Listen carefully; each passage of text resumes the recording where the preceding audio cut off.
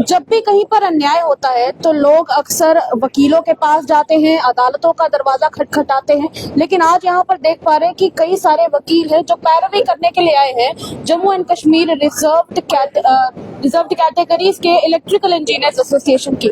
जानते हैं कि आखिर क्या बात है। शशि भूषण जी नमस्कार। आज आप इनकी पैरवी करने के लिए यहाँ पर क्यों आए हैं? ऐसा क्या रीजन हो गया कि आप लोग आज अदालत छोड़कर यहाँ पर पहुंचे? देखिए मैडम, जो आज की प्रेस कॉन्फ्रेंस थी वो स्पेशली लीगल एस्पेक्ट को लेकर थी, इसलिए हमारे बुकला जो फरीकन है वो पूरा यहाँ पे हाजिर है।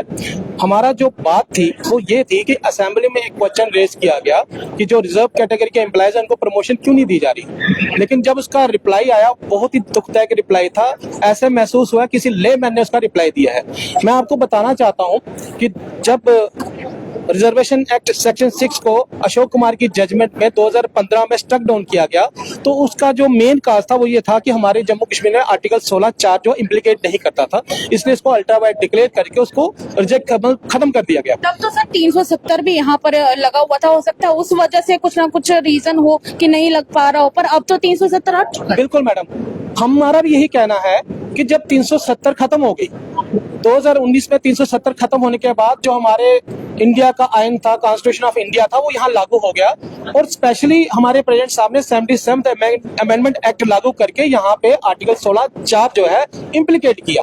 जब 16(4) इम्प्लीकेट किया मैडम, तो ये 2015 की जो जजमेंट ऑटोमेटिकली ही इन्फेक्चुअस हो जाती है, लेकिन इसके बावजूद भी हम लीगल एस्पेक्ट के होते हुए हम सुप्रीम कोर्ट गए, हमने SLPs फाइल की मोहम्मद हनीफ के नाम से और गगन ज्योति के नाम से, लेकिन वो जो जजमेंट थी, वो जो SLP थी, वो हमारी डिमोशन को लेकर थी।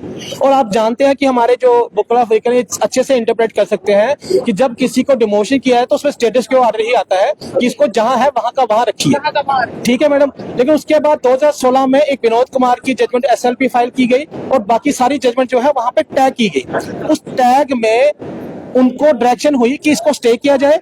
स्टे करने के बाद हाई कोर्ट को डायरेक्शन हुई कि आप अपने जुडिशियल एम्प्लॉइज को प्रमोशन दे सकते हैं और उन्होंने प्रमोशन दी भी रिजर्व कैटेगरी के एम्प्लॉइज को। उसके बाद कहाँ आ रही है? दिक्कत मैडम यहाँ आई कि जो इन्होंने रिप्लाई किया वो गलत रिप्लाई किया कि स्टेटस क्यों ऑर्डर है, जबकि 2016 में दो जो है स्टे ऑर्डर आया है नसीब सिंह के नाम से, नसीब सिंह वर्सेस स्टेट, जिसको अशोक कुमार की जजमेंट को हमने चैलेंज किया था। उसमें स्टे ऑर्डर आया और प्रॉपर डायरेक्शन आई कि जो इलेक्ट्रिकल डिवीजन के लोग हैं इनको प्रमोशन दी जाए आपकी जो वैकेंसी अवेलेबिलिटी को देखकर।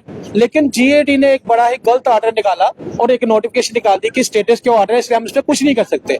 उसको भी हमने सतीश चंद्र के केस से हमने चैलेंज किया, इसी को टैग करके कश्मीर की जो हमारी कैट थी DB बेंच में और जम्मू की जो DB बेंच थी वहां पे चैलेंज किया और उसको कैश कर दिया गया। मैं आपको एक बड़ी अच्छी बात बताऊंगा कि जनवरी महीने में इसको कैश किया जाता है और मार्च महीने में ये रिप्लाई देते हैं कि वो एज इट इज वहीं पे नोटिफिकेशन हमारी खड़ी है। आपके पास मैं अभी वापस आऊंगी। सर, ये जो एक मिसकम्युनिकेशन एक तरीके का देखने को मिला, क्योंकि जहां पर आप अपील करें वहां पे बात समझी नहीं जा रही है। क्या लगता है कि बीच के कोई ऐसे तत्व हैं जो पूरी इन्फॉर्मेशन पहुंचने नहीं दे रहे हैं? क्योंकि ऐसी चीजें जब भी होती है तो यूजुअली इसमें कम्युनिकेशन की कमी पाई जाती है, जो बेसिक रीजन होता है। क्या लगता है? बिल्कुल ये ऐसा है। पहले तो मैं आपकी पहली बात पे जाऊंगा जो आपने शशि भूषण जी से सवाल किया कि आप वकीलान इनकी यहाँ तर्जमानी कर रहे हैं, आपको तो अदालतों में होना चाहिए। बेशक हमें अदालतों में होना चाहिए और यूं आके तर्जमानी हमें को अदालतों में ही तर्जमानी करनी चाहिए, लेकिन हम एक समाज का हिस्सा है, वकील एक समाज का हिस्सा है। वो सोचता है कि समाज में क्या अच्छा होना चाहिए, क्या बुरा होना चाहिए और स्टेट की कंट्री का भला कहाँ है, ये चीज भी हमारी जिम्मेवारी है। तो हम यहाँ इसलिए पहुंचे हैं कि ऐसा, क्योंकि हम इस तबका से ताल्लुक भी रखते हैं और अगर इस तबका के मुलाजमीन के साथ जिस तरह से ज्यादती हो रही है, जिस तरह से मुलाजमीन के साथ उनकी प्रमोशन में, उनकी अपॉइंटमेंट में, उनकी पोस्टिंग में नाइंसाफी होती है, अगर ऐसा ना हो तो इन लोगों को अदालतों में या इस तरह से प्रोटेस्ट करने की जरूरत नहीं होती। और जब ये अदालतों में जाएंगे तो कुदरती बात है state, union of India, UT ये भी डिफेंड करेगी खुद को और अपने ही वो जो गलत उनके यानी एक्शंस हैं उनको डिफेंड करेगी, उस पर सरकार का एक्सचेकर खर्च होगा। इन लोगों को, गरीब लोगों की जो हार्ड अर्न्ड मनी है अपनी पे या जिस तरह भी इन्होंने कमाई होगी वो भी खर्च होगी। तो उस चीज को, ये एक सोशल समाजी हमारी जिम्मेवारी बनती है कि इस चीज को अवॉइड किया जाए।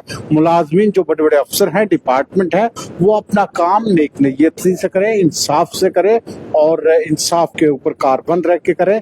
जहां जहां इस कम्युनिटी के लोगों की कानून के मुताबिक, रूल्स के मुताबिक, SC ST जो भी कानून बने हुए हैं उनके मुताबिक अगर इनको प्रमोशन दी जाए, अपॉइंटमेंट की जाए, इनकी ट्रांसफर की जाए, तो मेरा ख्याल है इस किस्म की सिचुएशन ही पैदा नहीं होती। हम ये कन्वे करने आए हैं इस समाज की तरफ से और हम इस चीज को हम कन्वे करते रहेंगे।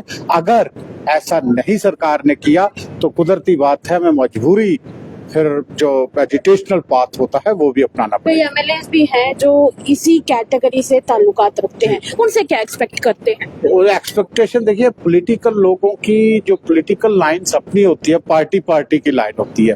वो पार्टी, जिस पार्टी की हुकूमत हो, उसका MLA या उसका नुमाइंदा कभी भी कहीं भी वो ये नहीं चाहेगा कि जो सरकार है उसकी कहीं भी बेइज्जती हो या वो एक्सपोज हो जाए।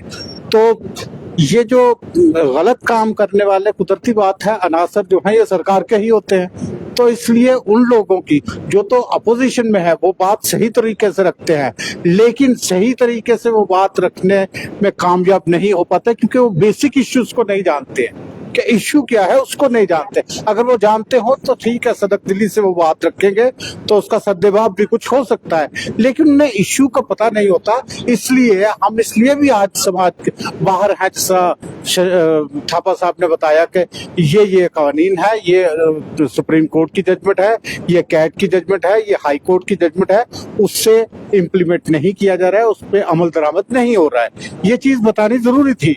तो आज जो वो नुमाइंदगान सुन रहे होंगे वो भी ये कहेंगे कि वाकया ही इस समाज के लोगों को कोई तकलीफ है, कोई दुख है और इनकी बात को हमने राइट पर्सपेक्टिव में किस तरह रखना है वो फिर देखें। आखिर में आपसे जानना चाहेंगे, क्या मैसेज देंगे सरकार को, एडमिनिस्ट्रेशन को, MLAs को, क्या कहें?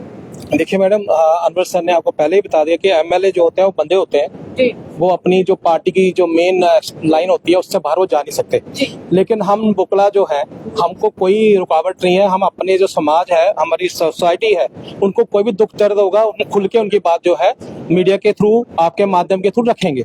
अब बात आती है कि हमारी डिमांड क्या है। हम ये कहना चाहते हैं कि जो वो मुलाजिम जो गलत रिप्लाई दे रहे हैं, नीचे से गलत नोट शीट डाल रहे हैं, मैं आप उनके एग्जीक्यूटिव हेड्स को रिक्वेस्ट करता हूं कि आप उनके खिलाफ सीरियस एक्शन लें और इंक्वायरी करें कि भैया आप लोग गलत रिप्लाई क्यों हमको देते हैं और हमारी जो बेइज्जती वहां पे असेंबली में क्यों कराते हैं। क्योंकि नाम तो एग्जीक्यूटिव हेड का आएगा, अगर नीचे से ऊपर जाएगा तो कुछ बदमाश लोग नीचे बैठे हैं जो बदमाशी से नीचे वही आर्डर बताते हैं जो पुराने आर्डर है। और ये जो आज की प्रेस कॉन्फ्रेंस उसी रीजन से हुई है, इसका रीजन यही है। तो आपने सुना कि इनका क्या बयान है। आपको जो भी लगता है, जो भी आपके विचार हैं, हमारे कमेंट सेक्शन में जरूर व्यक्त कीजिएगा। तब तक के लिए मुझे और मेरे सहयोगी सेवा आपको दीजिएगा इजाजत। देखते रहिए तमाम अपडेट्स के लिए।